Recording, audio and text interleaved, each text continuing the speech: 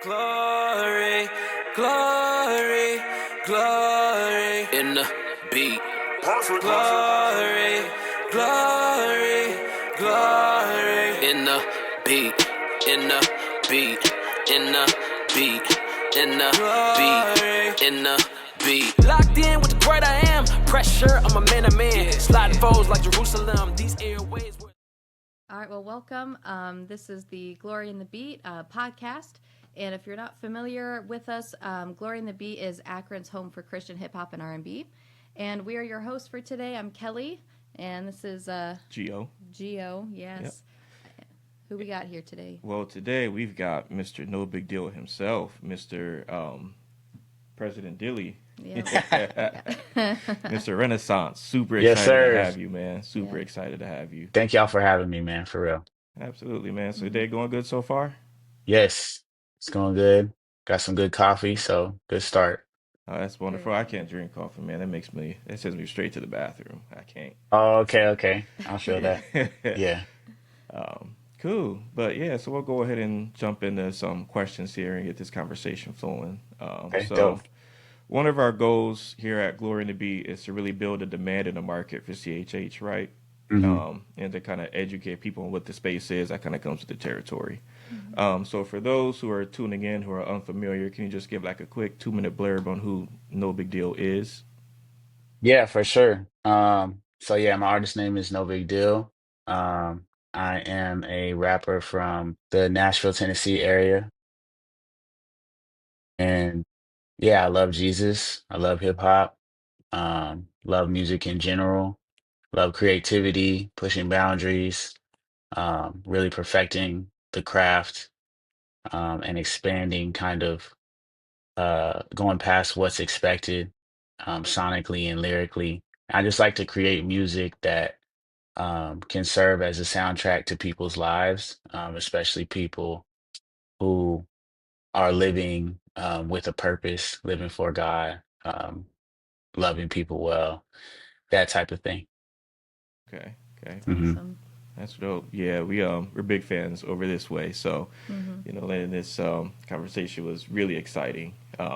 So this past week you had a really, really big moment with a few of the artists at Rolling Loud. hmm Um, and that was really, really exciting to see. Like, Yeah, it was fun to watch. yeah, we watched it at Mm-hmm. home with our kids. Well, two of our kids were asleep, so me and the baby were partying. But Yeah. yeah, so kind of want to ask kind of like how that came about, how all that kind of Yeah, got set up. And man, it was crazy. Rolling Loud was very wild. Still processing that event. Obviously, Rolling Loud is the biggest hip hop festival in the world. mm, Um, just Now hip hop this in isn't. general. I was just gonna ask. It wasn't like it's not like a Christian event. It's just like hip No, hop, right? Okay. yeah, Rolling Loud is the biggest hip hop festival in the world. They're international, so there's a Rolling Loud Miami, Rolling Loud LA, Brazil, Thailand, and I mean their headliners are like Travis Scott, Future, Playboy Cardi, everybody. hmm Um, and so this actually was the first ever Christian hip hop set at Rolling Loud, period. Um, and so it was me, Caleb Gordon, Hovey, Jon Keith, Alex Jean, and Gavi. And each artist was handpicked by Rodney Jerkins, who is Dark Child, legendary producer, everybody from Michael Jackson to Whitney Houston to Bieber to, it just doesn't, everybody. Um, he's a believer. So Rodney, DJ Trendsetter Sense, who's also a legendary DJ, was part of the affiliates DJ. So like DJ Drama, Don Cannon, Yeah. all that, the Gangsta Grills mixtapes. yeah, And he's also a believer now. Um, and DJ Five Venoms, who is a Rolling Loud resident DJ. Um, so those three came together to kind of pioneer this first Christian hip hop set at Rolling Loud. And so I got the call from Rodney, who's my guy, and that's kind of how it happened. That's cool. yeah, Hmm. absolutely. What was the kind of like the reception like? Was there any like I don't want to say hostility, but like weird vibes or anything like that with y'all being Christians or Yeah. The interesting thing is that I very, very rarely experience hostility from non-believers. Most of the time, the hostility I experience is from believers who think um, that we're doing something wrong by, being at a quote unquote secular event or something like that. But as far as Rolling Loud, um, really, if the performance is excellent, the music is excellent, that will open doors for you. Especially in that realm, they really don't care, to be honest. Like it's not like they're super hyped that you're there. yeah, I'm not talking about the crowd, I'm talking about like internally, like um the engineers and the people behind backstage and all that. They're just like they treat you like every other artist, and they were very hospitable. I feel like they just treated us like we were anybody, at the festival. So they were very hospitable. They did their jobs very well. They didn't treat us any differently because we're Christian or anything. They were just there to do their jobs. I think a lot of them were very impressed. I would say maybe they didn't expect that the music and the performances would be that good, but they didn't treat us differently, if that makes sense. So I do think they were impressed by the music and the performances.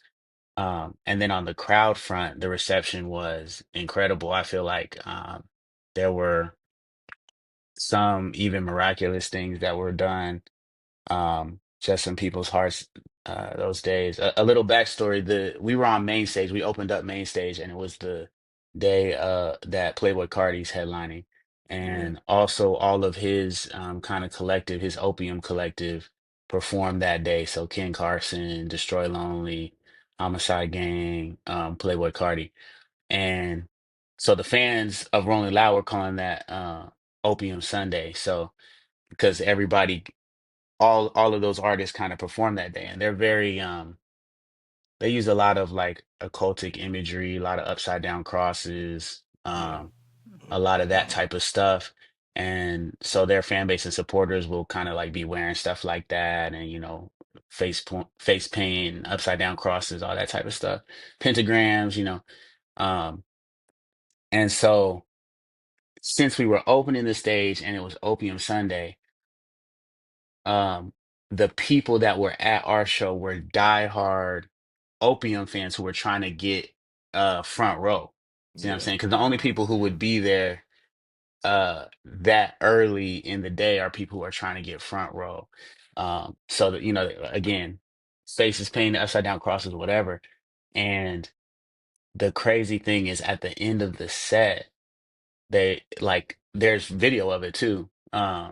The crowd is all raising their hands like while Hobie yeah, plays altar. He says, raise your hands to your creator, and he gives his testimony. Um, and each of us got to talk to them about the love of Jesus. It was very quick, but we were very intentional with that. And yeah, looking out and seeing again people with all of these different like cultic imagery, like, and not just lifting their hands, like there's also some pictures that I was just looking at where it's like people are like getting emotional, like with the face paint on, so it's like it's yeah. a very jarring picture. Yeah. um and so yeah, it was a very amazing moment. Super powerful. Absolutely. Yeah, it's like you Mm. guys went into Babylon for all intents and purposes and I mean, ministered, and Mm-hmm. yeah, yeah, for that's real. crazy. Mm. Yeah, that's huge. So how was that like compared to some of the other festivals you've done as far as like production goes and Hmm. like just quality of like comfort for artists, that type of stuff? Yeah. Okay, let's start with production. So production was very bare bones. This was definitely like a foot in the door type situation. And Yeah, that's how we approached it. We understand like we're low men on the totem pole as far as Rolling Loud goes. We're happy to be pioneers in that arena. But yeah, it was, you know, uh no sound check, no line check. uh, give us your files and we'll play them when you come out, and you just got to trust that everything works. And so because of that, there was a lot of technical difficulties, especially for the first three Yeah. artists. And so yeah, I mean, everybody there is a seasoned performer in their own right. So if you hear somebody on that lineup like offbeat, that's not their performance. That's like there's some type Hmm. of technical issue going on. So, but everybody, especially the first three guys, they showed kind of their class and their performance and really pushed through. They did, We were yeah. backstage. I was trying as soon as it started, because I put my in-ears on early when I don't have a sound check. So I'll listen to the other artists in my in-ears, and I can tell, I'm like, that's not their performance. So I'm trying to tell the engineers, but they don't know us. They're just like, nah, it's them, Yeah. And I'm like, Yeah. it's not though. It's not. And so for especially I was backstage talking to Jon Keith, and we were just like, okay, we gotta have our both ears in. We gotta try to make sure there's so much that goes into it. You gotta try to make sure there's like a seal on your in-ear so you're not hearing Hmm. like feedback, you're not hearing the house speakers, because the way sound works, you know, what's coming out of the speakers, if you're rapping along to that, you're going to be off time, which is why you have in ears. So we just kind of locked in on that, and we found out that if you stood closer to the stage rather than farther away, whatever frequencies they had going to our packs were working closer to the stage. So we kind of made those adjustments, and that's why the final three acts, uh like if you watch the video, we were on time and it sounded better. It's not a difference in um ability. It was kind of making adjustments to the technical issues. But yeah, we didn't have access to video, we didn't have access to pyro, any of that stuff. But we knew what we were there for. So, but you said in comparison to others, I was just watching video from this year's Holy Smoke Festival, the festival that um I own with Indie Tribe, and man, it's like night and day. Like I can't wait to roll out the video from Holy Smoke to show the difference in like Rolling Loud, and then when we do it, when they do it versus when we do it. Because I think for so long the idea was flipped. Okay, well when mainstream does it, it's like this, and when Christians do it, it's kind of like, oh, it's second class or whatever. And it's like when we roll this video out, it's like, man, stuff is really shifting. Absolutely. But yeah. Yeah, I was at Smoke 23 down there with some media passes, and man, it was an experience. Like there was nothing like it. I said, this is Hmm. like a whole different world that you guys cultivated and created. Thank you, man. Super super impressive and just a blast. Honestly, get down there and meet great people, form relationships. And Hmm. yeah, everything about it was great. But Yeah, it was kind of funny. We actually took, we all as a family went down last year. And our daughter at the time, who was, how old was she? Like 3 or something like that? She kept calling it Asheville. So, Asheville, yeah. Asheville. and like for like a good year, she kept saying, I want to go back to Asheville. We were like, oh, honey. Like, yeah, that was cool. But Yeah. Yeah, you yeah, I guys got to actually, come back. You guys got to come back. yeah. Yeah, I Hmm. was I was sad to miss this year. I was like, Hmm. man, that lineup was crazy. I was like, Hmm. man, yeah, I'm excited for year 5 though. I'm definitely gonna Yeah, make it a point to get down there. going big for sure. So I Yeah. wanted to bring something up. You kind of mentioned this a little bit. Kind of want to go off of it. You were talking about how kind of getting a little bit more of like Christians that kind of give a little bit more of not maybe hostility, but kind of, I don't know, maybe kind of give you kind of weird vibes Hmm. about doing what you're doing. We've kind of actually seen that a little bit ourselves, Hmm. where when we were kind of like, oh, we're making a Christian hip hop, radio station, and kind of seeing some of our, fellow believers go, huh? Hmm. What are you doing? Yeah. Why? So like, how do you, like, as an artist, like, how do you navigate that? Yeah, I will say. I definitely want to shout out like my fan base at this point. It's taken years of building it, but I would say like 99% of the people who follow me, who I see online, are very supportive. That took a lot of intentionality on the front end though, because yeah, there are a lot of um Christians who just um don't don't understand how we do things like in the creative realm, in the arts. There's like a low value of um creative endeavors in segments, of Christianity, have low views of art. And then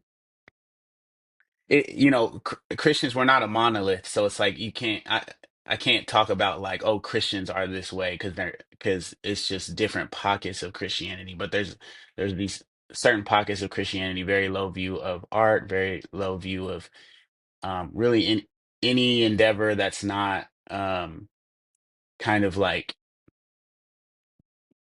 door to door evangelism as far as Yeah. reaching people.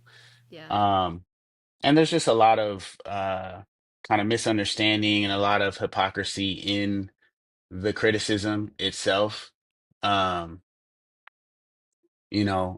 yeah, we received like a good amount of backlash for this Rolling Loud thing. We're mixing darkness with light. You know, we shouldn't be at a secular event. And this is with the videos of me directly telling people that there is a God who loves them, who created them, who wants um, them to live with him forever in perfect peace. And his name is Jesus Christ. Like on that clip, people are like, oh, you shouldn't have been there. On Hovey's clip of giving his testimony um, and worshiping, people saying, we shouldn't have been there. And, I think it comes from a deep misunderstanding of um, not being conformed to the world, being in the world, but not being conformed, and being salt and light. It's um, like we actually absolutely should be in those spaces, um, as light in those spaces. I think there's been a lot of confusion because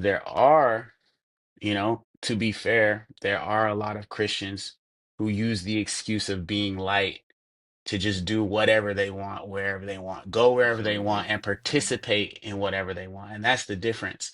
But if you're going and you're serving people, you're speaking about Jesus, or even if you're not speaking about Jesus, but you're not participating in sin and you're being the hands and feet of Jesus, like you're helping people, you're loving people well, and you're not participating. That's the thing. If you're not participating in sin, you're not participating in sin. You can be anywhere, and if you're not participating in sin, you're not participating in sin. You know what I'm saying? Um, so anyway, I think that you asked how do we handle it? Well, it's we do the exact thing that people think that we're not doing, which is to be in scripture, to be in community, to be um, in church, to be in prayer, to be practicing the spiritual disciplines, to hold each other accountable to the standard of becoming more like Jesus each day. So when you know the scripture, you know Jesus's life, you know where he took his ministry, um, then you can see these things as misunderstandings, as immaturity, as not things that you have to take personally. Um, when you take it personally, now you're in an argument and you can't hear each other anyway, and then your ego and your pride puffs up, and now you're just trying to get people on the internet to be mean to other people on the internet. But when you're rooted in knowing that Christ is with you and is empowering you to do these works in his name, then um you're not offended. You're more like, I see this as a misunderstanding. And maybe there are some teaching moments, when I respond, I only respond to stuff where I'm like, people are confused here and maybe they've never even heard this perspective, or they've never even heard the actual scripture that they think that they are um kind of paraphrasing right now. Maybe they've never seen it laid out. Like I Yeah. like I just sent some scripture to somebody who was like using it incorrectly, and I just like, check this out. Like, um but anyway, all that to say, how do we handle it? It's be deeply connected to Jesus, and sensitive to the spirit, confident in your call. And sometimes, if you're not, then maybe you should evaluate what you're doing. We kind of want to circle back just a little bit to music festivals, because we like when I was looking at it, it's pretty clear to see like you have a passion for music festivals, right? Hmm. And so like holy smoke, it's kind of like a dream being fully realized of yours. You could hear it in your lyrics before it really took off, and things like that. So I guess I have a two-part question. One, kind of like where did that dream come from? And Hmm. then I know there was some issues with the Holy Smoke name that you guys kind Yeah. of seem to have sorted out. I just was wondering like if there was like a bit of a reconciliation of that situation, or more just kind of like a here you can have it, that type of a thing. Hmm. So on the passion part, yeah, I grew up going to music festivals. I really do love music deeply. So I grew up going to concerts. My uncle is a Grammy Award winning drummer. I used to go to his jazz shows um, coming up, and he's introduced me to so much music. He introduced me to jazz music. He introduced me to spoken word poetry. He introduced me to a lot of like backpack, like conscious hip hop from the 90s. And then he was actually the one who introduced me to cross movement, to Lecrae, like um Robert Glasper, like so much stuff. So um I was kind of just like coming up on all that. And then living in Tennessee, I went to Bonnaroo a lot um in my adolescence. And um a lot of what kind of guides me, um like as far as what I'm doing in the music business, is what would I have loved to have when I was a kid, or when I was an adolescent? What do I wish I had? So music I make, a lot of times it's like, man, I was listening to Wayne, and you know, all that stuff, which those rappers are excellent at their craft, but I was learning a lot of very destructive um concepts and behaviors and ways of thinking from listening to that. And that actually played out in my real life, in my real relationships, because I was um, idolizing them. I was trying to become like them, trying to be like them. And so, man, how different would it have been if I had not only I mean, yeah, I had the music that was dope and also was life-giving and also wasn't single faceted, it was multifaceted, it discussed all areas of life. And then how dope would it have been to have a festival um to go to, like you said, build relation, because that's the thing about festivals. They're not just concerts. It's like festivals, like they have a whole culture built around them, Absolutely. um Yeah. a community built around them, um and how dope would it have been to have a kind of a central point for all of this music that has been giving me life, and then I can meet other like-minded people, and I can learn stuff at the institute. And um you know some of my favorite things about the festival is a lot of other Christian creatives have been empowered by the festival and have gone on to start things like the Cove, which it's a Christian nightclub here in Nashville. Like the guys met at Holy Smoke, Mm. and they were inspired by Holy Smoke, and then they created this thing that's like, it's been on Stephen Colbert, it's been on all this stuff now. Um, so yeah, I think wanting to create. Yeah, it's just like what would I have loved to have, and so seeing that come to fruition in that way is like super fulfilling and important to me. Um, and then as far as the name Holy Smoke, so uh, I won't say too much about that, just because it's yeah, I just won't say too much about it. But I will say that um, Holy Smoke is more than a name. It's also a concept that I came up um, with Indie Tribe and Jon Keith when we first put out the song Holy Smoke, which or first wrote the song Holy Smoke, which predates the festival.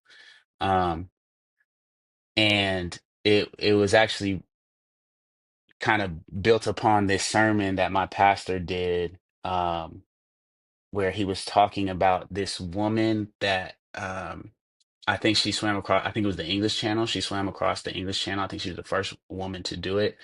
And in order to do that, she had a team of people in a boat that would trail her with guns that would shoot sharks because the waters had like sharks in them. So she wouldn't be able to complete that journey without the team of people who were watching her back and shooting sharks. And he was using that illustration for community. You know, when you're like moving in your purpose, you need a community that can see your blind spots, that is committed to taking care of you, you know. And so that kind of it grew out of that idea, like holy smoke, like you hear like people, oh, you don't want the smoke, you don't want smoke. So holy smoke would be um your community that is kind of going to war for you. That was the idea of Holy Smoke. And so the lyric, if you love me, let me know, toe to pole, holy smoke, like that's the imagery of the people in the boats like holding the guns and shooting sharks. Okay. And so yeah, that lyric gets misquoted a lot. People think it's if you love me, let me know, told the Pope, holy smoke. And it's not, not what it is. Uh Not Hey, quite. look, Pope yeah, not Francis. It's yeah, holy smoke. yeah.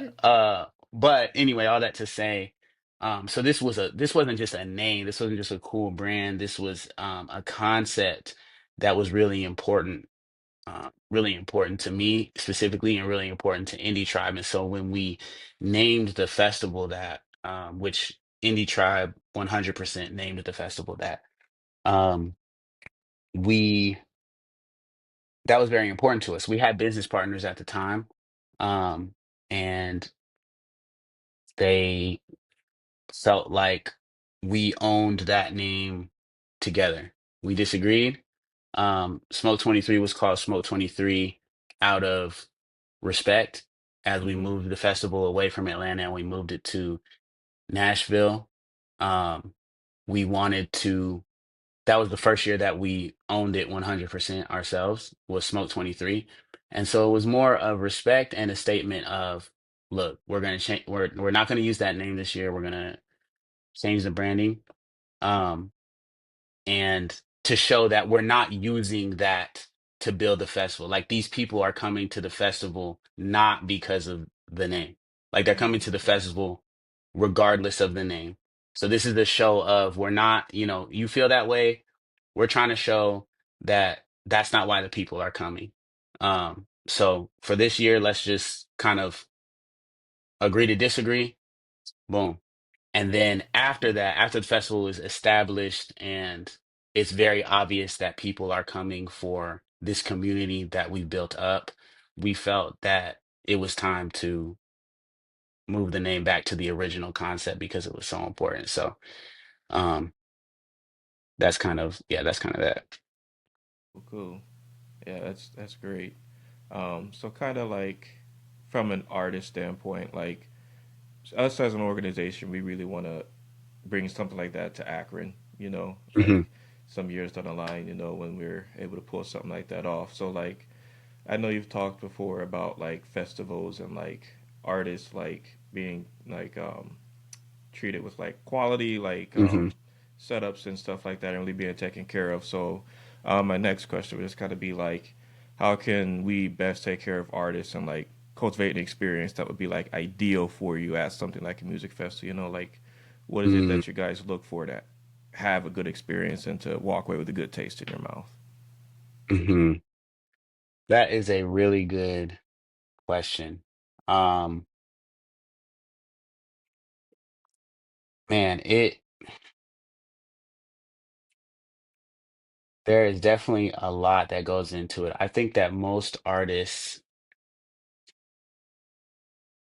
I would say I think what a lot of Christian events major on is hospitality. The hospitality in the Christian world of touring is there's no comparison to mainstream. It's way better. Like, and when I say hospitality, I mean food, like how friendly people are, like having like big green rooms because churches usually have like a lot of space. Um, and they really major on the food and they spend so much money on the food and the food is Dude, why not does going to that get sound eaten. so Christian? Like It's not going to like get the eaten. food. It's like they'll spend hundreds and hundreds of dollars on food. Some churches like gifts, like they give you like food and they give you gifts and sometimes they're expensive gifts and it's like, my brother, I want my mix to sound right. Like you should have you there's some churches that I haven't got this, but some of my friends, like some churches, they'll give you a PS5 when you get there. And it's like, bro, but I That's can't hear crazy. myself in my in-ears. Like, you know what I'm Mm. saying? Like the mix Yeah. sounds bad. Like people don't know what I'm saying. It's like, man, if you're actually trying to, and I know the churches are trying to honor as best they can, and I'm not making a statement about that, but it's like if you really want to honor the artist, start this is what I'll say. This is how you can boil it down. Start with the production. That's what we did with our festival. There's a lot of ways that we can grow. You're limited by the venue that you're at for like green room space, for example. But start with production. Help the artists be able to present their art in the way that it was intended to be presented. So if you're gonna spend money on the front of house engineer, spend money on um the in-ear situation. Make sure you have in-ear monitor capabilities, a monitor engineer, spend money on supplement. If you're doing at a church, you're gonna have to supplement the sound system. Your church's speakers are not set up to accurately represent the low end. It's the low end especially, but just all of the intricacies of the production of our music and vocals. It's made for a speaker to be heard well. It's a completely different setup. You're gonna have to bring subs in. You're gonna have to bring that type of stuff in. If you're able to bring in lighting and a LD, a lighting director, if you're able to bring in um LED, a video wall capabilities, those things are the things you should do first, and then you can grow into the hospitality. It's very interesting, but it's like actually artists, it's the other way around in the Christian world. They think, okay, we got to make sure these are important men of God, women of God. We got to make sure and it's like, if it's real artists, I mean, if it's just people just trying to, slap Jesus on a mug and make some money, then they probably want the hospitality to be crazy. If you're dealing with a lot of artists who care about artistry, who care about how they're communicating their message to the people, who believe this is something that God has given them to get through to the people, like we are at Holy Smoke, you got to get that production right. I don't need the PS5. I don't need the Fear of God, sweater. Yeah. Yeah. I don't need, $750 worth of green room food. You know what I'm saying? I need my in-ear monitors to work. Mm. So, That yeah. makes sense. Yeah. Yeah, we did a little concert in the community here not too long ago with some local guys, and like some kind of more regional guys.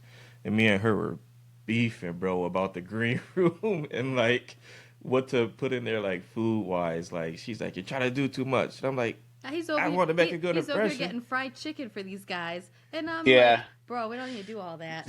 Yeah.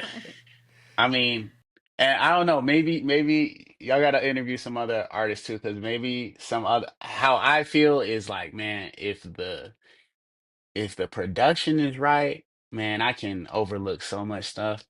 in the green room, No, but that's so many fun. times I'm having to overlook how the actual set was because the food was good, you know? Yeah. Yeah.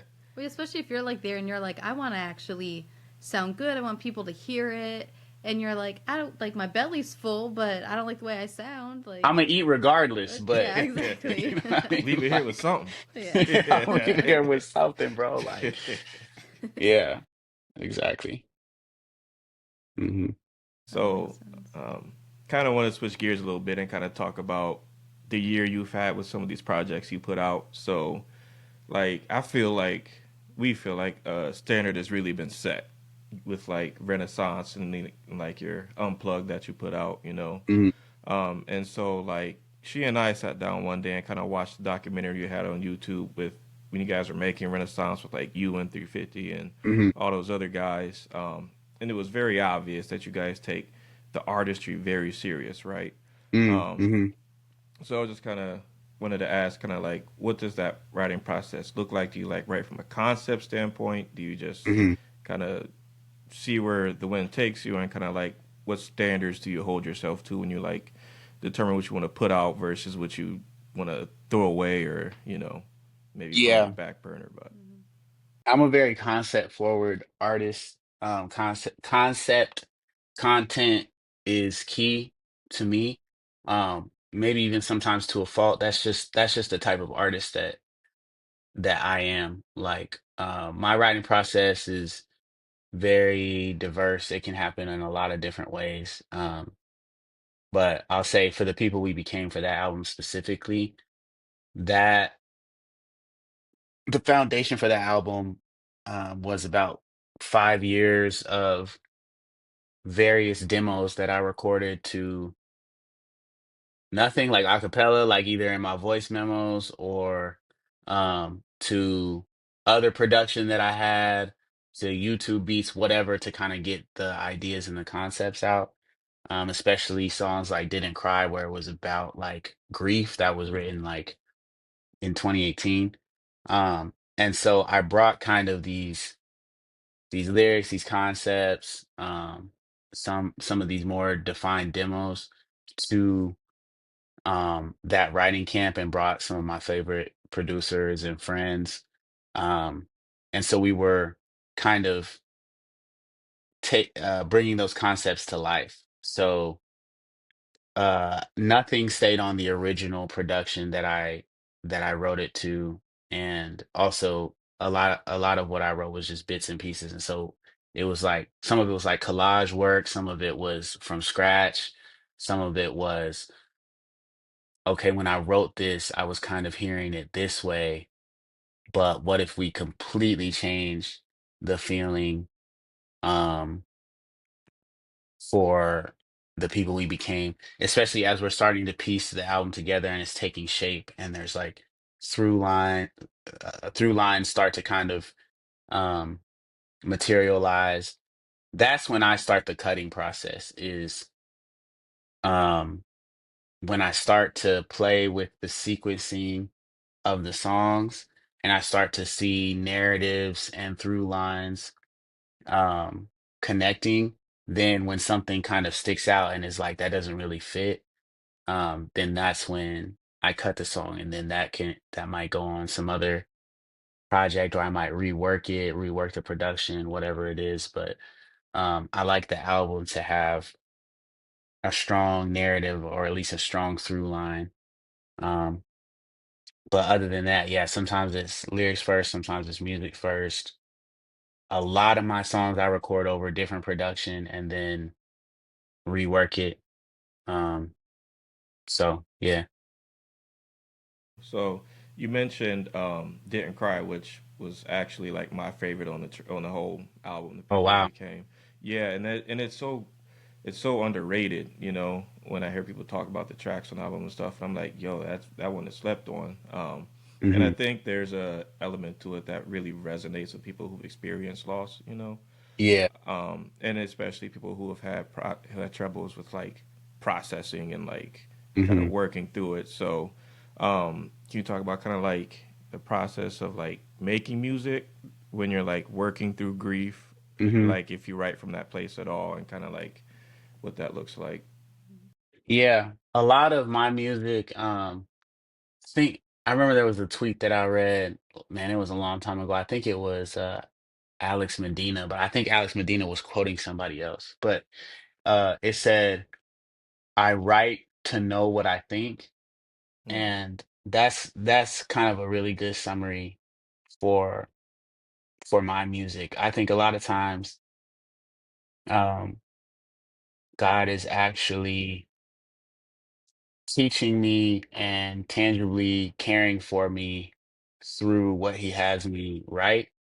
A lot of times what I'm writing um is really for or it starts out that it's for me, you know. Or it might actually feel like it starts out I feel like I'm writing it for the audience, you know, for again, that kid who needs to hear this, for, you know, what I wish I had to listen to. And then as it comes together, or sometimes maybe a month later when I listen to it, or a year later, 2 years later, I'm like, man, God had me write that and record that and all that stuff um, to get something across to me, you mm, know? yeah, So I think the creation of Didn't Cry and the release of Didn't Cry was actually part of the grieving process that I'm discussing on the song. mm, Mm. Um, so yeah, I didn't I the first time I was able to really like cry and grieve the death of my close friend was listening to Didn't Cry after it was done. So it's a very like mysterious process. absolutely. But yeah, I think a lot of it starts with a heart of how can I of you know, a heart of knowing that God makes us connected beings and knowing that our experiences, though they may feel like it, um they're not so unique. You know, a lot of like people a lot of people are hurting in the same ways that we are. So trusting that we're not like these atomized individualized beings, but that God has given us all deep emotions and has made us connected. So if something is hurting me, um, or if something is encouraging to me, then there's somebody else out there who can um, share in those emotions, and this may help them feel like they're not alone. So trusting Him and putting it out, um, and trusting that it's going to help somebody else, and then a lot of times it ends up like helping you. You know. Yeah, Yeah. that's so crazy that God kind of like use your own artistry and Mm-hmm. your artwork to kind of help you heal and grieve and hmm all that. Mm-hmm. Man, it happens all the time. I was talking to Jon Keith about it. His song God's Hand, Mm-hmm. like that song obviously helps so many people with trusting God's like hand, his providence, his love. Um, but that like God had him write that for himself, you know, Mm, like um in a in a time where it was very hard to trust that that's what he gave him to write, you know. And it feels like the Psalms are like that as well. yeah, You can tell yeah. when you read the Psalms, they're for us, right? God had David write them for us, but also they were for him. And also their prophecy, like of the Messiah. You know what I mean? Like that's Yeah. very consistent with God's character to be doing multiple things, um, you know, more than you expect, with creative endeavors, especially. So, Mm, Hmm. That's that's cool. fire. Yeah. So with like Didn't Cry being like the one that kind of like resonated with me the most, I think the Imago interlude was kind of the track that really challenged me the most. Um, hmm and that was a very convicting song, with how polarized everything is these days and how you kind of bring it to this place of like just like the last one of this song says, you don't love Jesus till you see him in your enemies. hmm So kind of like you talk through what inspired you to write that track and kind Hmm. of some of the ways that you've hoped that it will challenge people, and like the evidence is here, at least with me. Like I know I listened to that song a few times, just like, yeah, that's Hmm. that's so convicting. Yeah. Shout out OB on that production. Man, I think that I really believe the lyrics and the concepts and the music are gifts from God because the process is a lot less like it's very cool and it's very mysterious, and in a way like it's very attractive to people, but it's kind of a lot less like about my um prowess than people would think. Like I got the beat from OB and I start freestyling to it, Mm, and I get, Christian music or music that Christians use to get they fix just another hit of the clicks and views. That's the first thing that I got. And then I'm just free writing off of that. And it's like that's what God wanted me to speak about. That's not to say I don't do a lot of revisions and editing and change, but I'm just saying like it's not like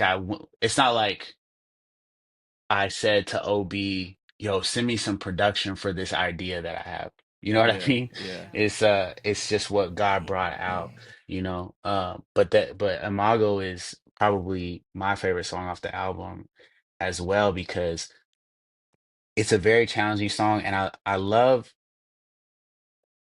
love art that challenges. I think it's part of the purpose of art, of good art.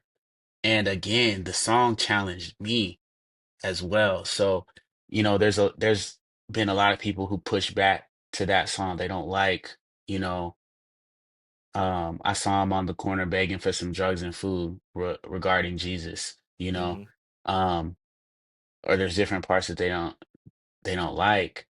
And my aim with the song as it started to take shape was, um, with every line or every stanza to provide a version of some human that somebody would view as an enemy.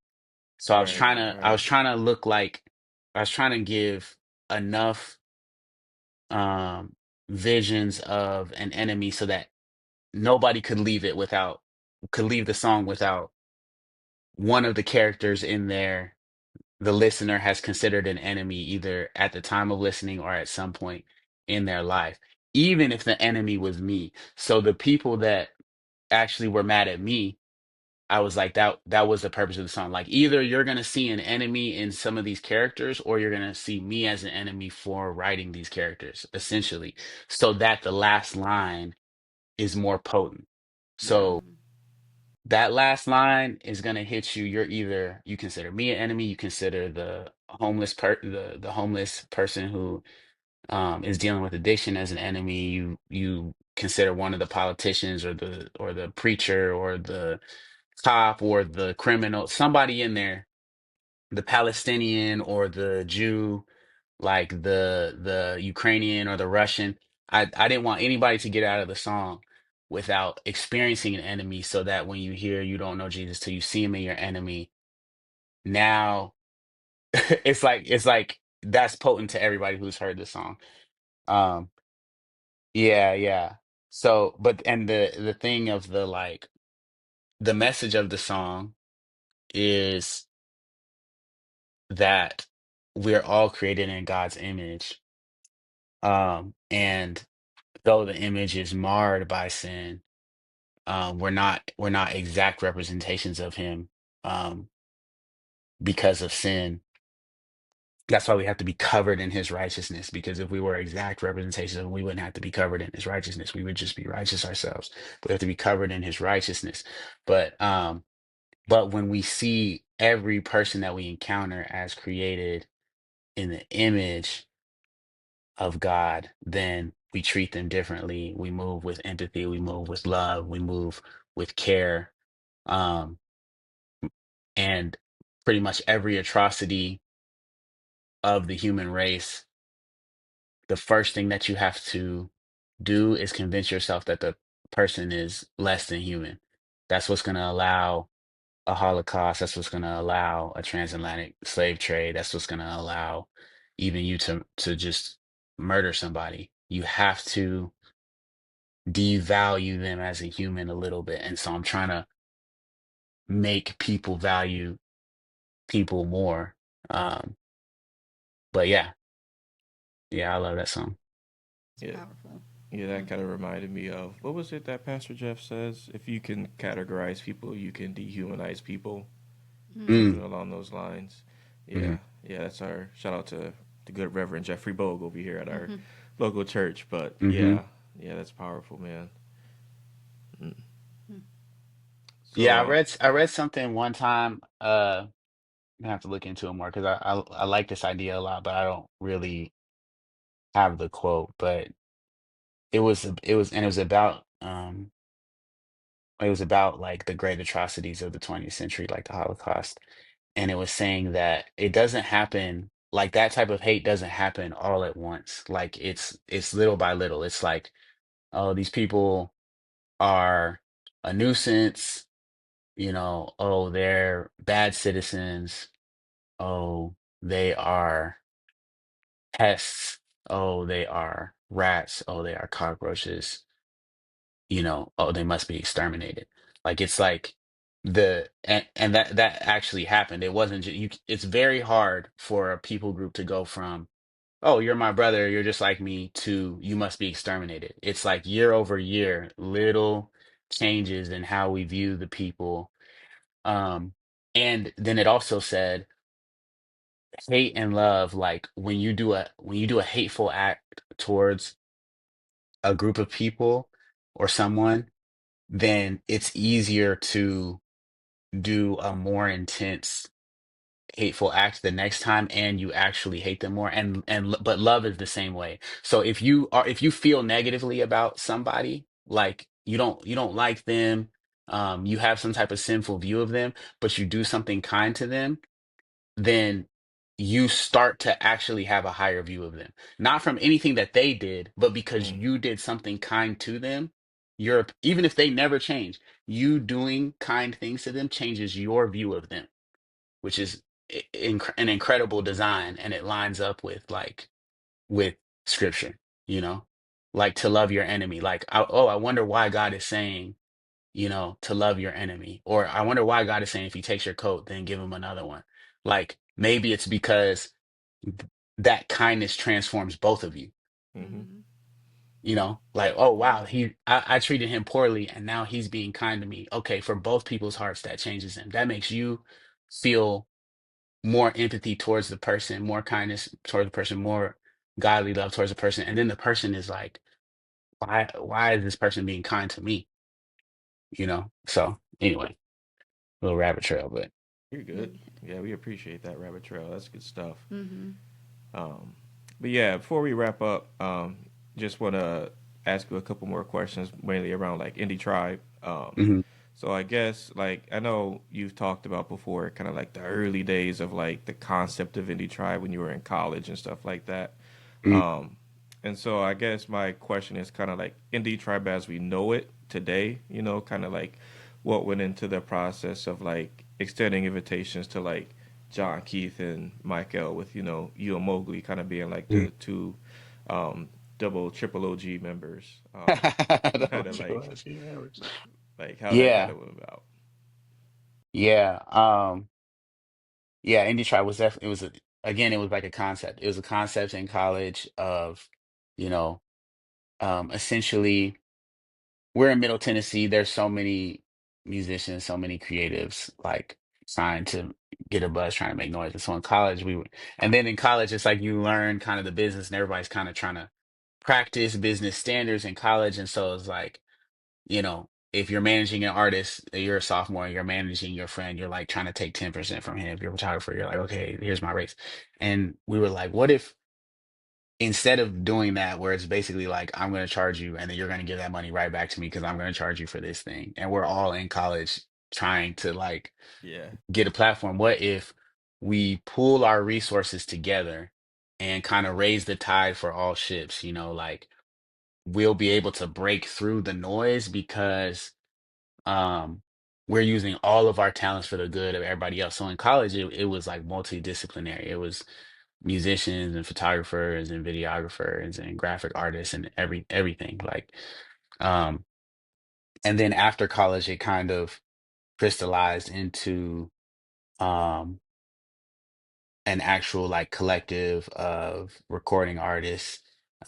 And then the first iteration that most people saw of that was um me, Mowgli, Jerry Mana, and well, it actually was me, Mowgli, and Jerry Mana. That was the first iteration, and then we added What Up RG. And then as time went on with that first roster, it became clear that um RG especially, he had like a different there was a different calling for him. Like, and I think that's very obvious now. Like we both look back now, like, man, that was the right decision. Um, he's very focused on reaching the people that there are people that RG can reach that I can't reach, Yeah, and vice yeah, versa. But like it's very clear there's like um a special calling on like what RG is supposed to do. And so um yeah, I mean that's still my guy. That's my brother.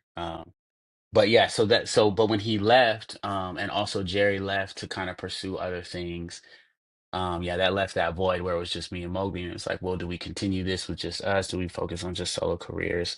Um, but we, uh, you know, I had been friends for years with Michael at that point, friends with Jon Keith for years at that point, and it was actually Michael who was like, um, he was like, I think that. He was like, I think I should be part of Indie Tribe, and I think that Jon Keith should be a part of Indie Tribe. And it didn't make like Michael had been my DJ before that, but it didn't make sense because he wasn't an artist. But it was mm, like it was this complete idea that he had. He was like, I really want to move into solo artistry, and now he has Bodega 2, yeah, and all the singles he's released. He's like, I want to move into solo artistry. I think Jon Keith. Um, like aligns with us sonically, culturally, spiritually. We already know him, we already trust him. Like we did, yeah, like everybody who's joined Indie Tribe since that time, we already were like super tapped in before they joined. And so we had like multiple conversations with both of them, and then it was like, yeah, this is actually what should happen. And that's how that came about. And it was like proof is in the pudding. Like it's like, yes, that's exactly what was supposed to happen. And then very similar thing with Tori. Had known Tori either the same amount of time, or actually I think it's almost exactly the same amount of time as I've known John and been like rocking with them. Um and uh yeah, once I just wanted to get Indie Tribe like established as an act, get yeah, our first two albums out, because a lot of groups die because they just don't put music out. And then once it was established, it was like, yeah, we got to bring Tori on. It's too perfect, you know. Um, and so yeah, we actually this is an exclusive, but we actually just had um our first writing camp with Tori uh 2 weeks ago. mm, So. And it was the best one yet. So, um, yeah, 2025 is gonna be great.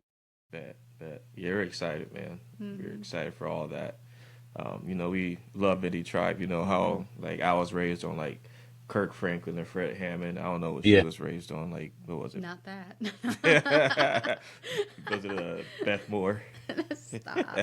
Beth uh, Moore's not no a way, she's an author. music Yeah, I was artist just I'm though. gonna say tripping. she's not. That's even What worse. was it? What was it? What we working with? We working with Third Day, Casting Crowns, Audio Jeez, Adrenaline, man, I was brought up on like DC Talk. Like, DC Talk. Yeah. Okay, okay, I was like old, like yeah, Hmm. yeah, that DC stuff. Talk That's for old sure. school.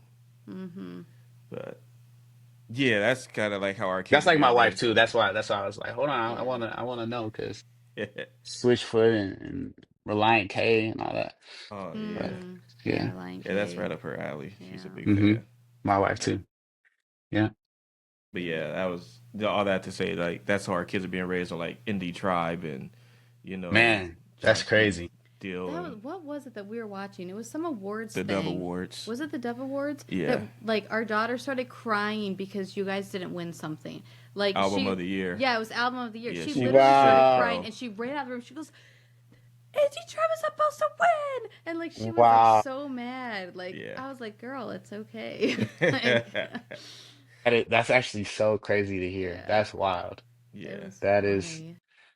that's crazy. Yeah. yeah. But yeah, So y'all are making a good impact though. Like, absolutely. yeah. Thank you. Yeah, Hmm. Thank you. usually whenever I'm trying to educate somebody on like the great, like highest quality of Chris rap that's Hmm. out there, it's usually yourself, Indie Tribe, John Keith, Hmm. KB, first guys I'm throwing on. Mm-hmm. So Yeah. Baby the general. yeah, Hmm. Yeah. that dude is crazy, man. Mm-hmm. Absolutely nuts. But cool. So just one last question before we go. Mm-hmm. John Keith, that Yes. relationship, those Yes. dynamics, man. So one, I love every second of it, man. Mm-hmm. Y'all are great. Like y'all are Yeah, so y'all are funny. obviously brothers, Yeah. Yeah. It shows in every interaction and like you wrapping up your podcast was like, okay, so why are you what is it like why are you mad at John Keith? Like Hmm. Yeah. what's your issue? What's your issue with what's your problem with John Keith? So I was back was just like how did y'all meet and kind of like just how that bond formed and all that good stuff. Yeah, so we met at Canopy Tour, which Canopy was my first album, and him, Ruslan, uh Ecleso, I think Foggy Raw, they all came out to my LA show, which was that's always bad. That What there time yeah, frame are we talking? Like, when would this have been? 2017. Mm. Okay. Okay. Um yeah, 2017. So when was that? So they came to that show, and that's kind of where I met. That's where I met all of them. Um, and I'm trying to think how it developed from there. Uh, when you're like Christian hip hop is like a very small world, so it's like you're gonna be at the same festivals, at the same events. Yeah. Usually your relationships are built at those events, and then afterwards you go to Waffle House or wherever you go, or you go to somebody's house, especially in 2017 and 2018, we were at people's houses a lot because everybody was still broke. Like we didn't even have Yeah. money like that. You know what I mean? So if it was in Atlanta, we were at RG's house. Mainly RG's house. At least me. I was at RG's house, Michael's house. And so that's where like a lot of bonds would start. But specifically with John, it was really like in group messages. It was like I remember being in a group message with John, uh, Joey Vontaze, Rockstar JT, Paris Chariz. Man, those are some Um, names. yeah, and like all of us for real, that group chat was like where a lot of us got close. I'm not gonna lie. Um, and Joey actually started that, which is so funny. But yeah, so we got close in that group chat, Um, and then Michael, I don't know how Michael knows everybody. Michael is the greatest connector in our community, and so I think he developed like a deeper relationship with John, and then through that is how I really like met John. And then I'm not sure exactly when that happened. I think 2019 is when it really started. Like we really started locking in, like, and at this point, I mean, they're literally. John Jordan and Josiah are just in the other room. Um, but like at this point, it's like we done Thanksgiving. Yeah. I've been at his family's like for Thanksgiving. Like they've all stayed at my mom's house. Like we've been to San Diego so many times at this point. Like I said, they're in the house right now. Um, so yeah, I mean it's just developed. But the thing is, my younger brother and John are the same age, and they're also so much alike that even though it's only really been 5 years that me and John have been like super locked in, both of us feel like, and I'm more like his older brother. Yeah. So uh even though it's only been 5 years, we feel like we've known each other basically our whole lives because it's crazy. And my little brother and John are also super locked in. So it's yeah, it's like our families are all intertwined at this point. But yeah, that's those are my brothers for real. Yeah, Indie Tribe is not like a label. It's not like a business arrangement. If music stopped tomorrow, we would all still be locked in for life. Like it's the wives, it's the brothers, it's the moms, it's a special thing that God did. So yeah. That's awesome. Mm-hmm.